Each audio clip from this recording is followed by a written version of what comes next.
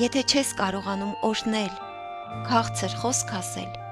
ուրեմն գոնե մի անիծիր, սանձիր լեզուդ,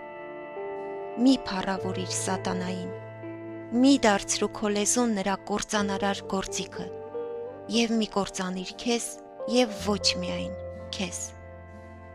Օրհնությունն Աստծուց է ու բարիք է բերում, իսկ անեծքն ու հայհոյությունը, որ սատանայից են,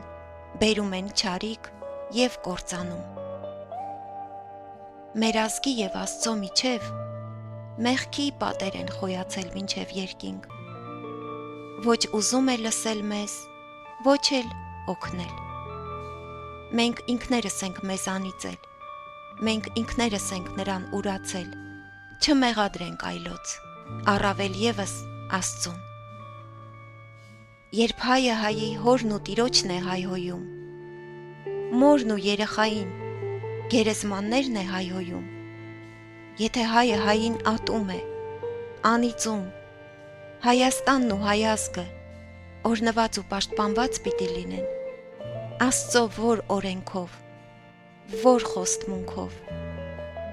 Սաղմոս 126:1 Եթե Տերը չի կառուցում տունը, իզուր են հոգնում այն շինողները, եթե Տերը չի պահում քաղաքը, իզուր են տքնում նրա պահապանները։ Այսօր Տերը ոչ մեր ազգի տների, ընտանիքների կառուցողն է, ոչ էլ մեր հայրենիքի, մեր քաղաքների պահապանը։ Նա իր երեսը մեզանից շրջել է և զրկել է մեր ազգին իր օրհնություններից, որովհետև այնտեղ, ուր սեր, համերաշխություն, միաբանություն չկա, որտեղ ատելություն, անեծք, հայհոյանք ու պառակտում կա, այնտեղ Աստված չի թագավորում։ Հայ ազգը քրիստոնեության առաջին ջահակիրն է, բայց նրա մեղքերն այսօր երկինք են հասել, և Աստված թույլ է տալիս, որ մեր գլխին փորձություններ կան, որ խելքի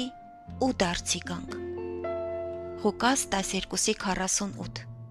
Ում շատ տրվեց, նրանից շատ էլ կպահանջվի։ Աստված շատ մարդասեր ու ողորմած է։ Եթե մարդը, ազգը ապաշխարի և դառնա դեպի նա, կներվի։ Մեր ազգն իրապես Աստծուն դառնալու կարիք ունի, և դա ամենամեծն է բոլոր կարիքներից, որ մենք ունենք։ Բ Մնացորդաց 7:14-15 Եվ եթե իմ ժողովուրդը,